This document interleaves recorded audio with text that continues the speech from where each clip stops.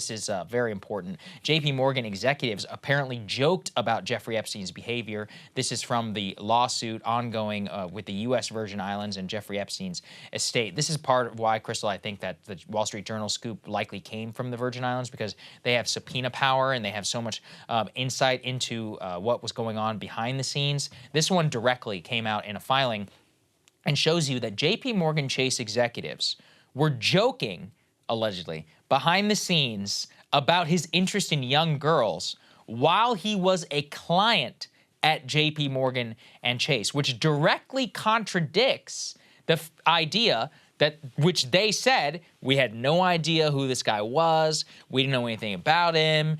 He was, a part of our wealth management division in error. If we had known, we never would have done business. Well, as the Virgin Islands is alleging here, his behavior was so widely known that senior executives were literally talking about his interest in young girl behind the scenes. One of them is actually a woman in an email, or an email to a woman, the contents of which some are redacted, in which it was directly to somebody who runs the asset and wealth management division, and they are literally making private jokes about this. We don't have the exact text, but, look, again, how much more obvious do we have to get here?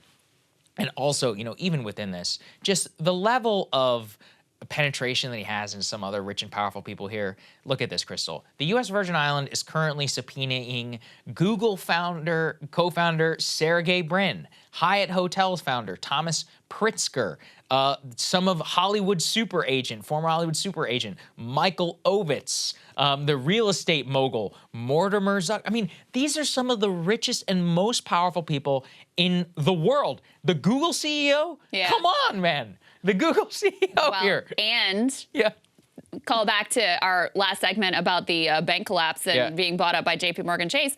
Jamie Dimon will, in May, be deposed, despite attempts by the bank to prevent him from having to testify. The U.S. Virgin Islands complaint contains an internal communication which references a Dimon review into the relationship with Epstein, of which the bank says it has no record. So they want to find out, how high up did this go?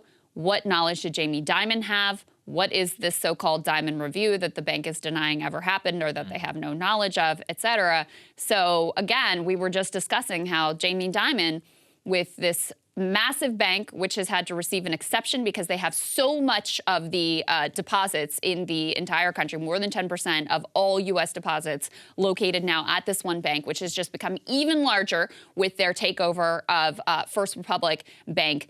Jamie Dimon, one of the most powerful people on the planet, also entangled in all of this. Of course he is, and he's going to get deposed, and, is anything going to happen?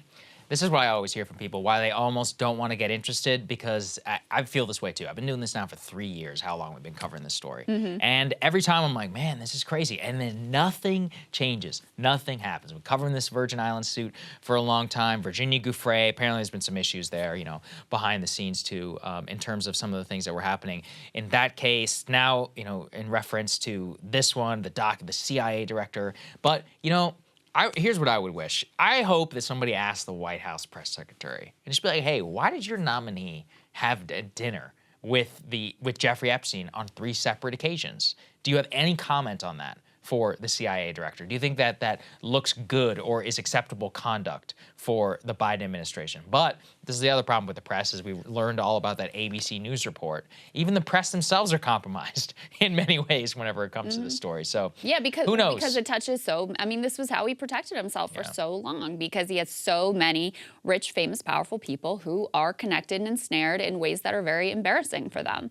So there's a all elite effort to make sure that none of this ever comes out. And kudos to the U.S. Virgin Islands for pushing some of this forward. Well, they're the ones who got the most screwed really out of this and had some of the most heinous acts most likely perpetrated on their soil. That's exactly right.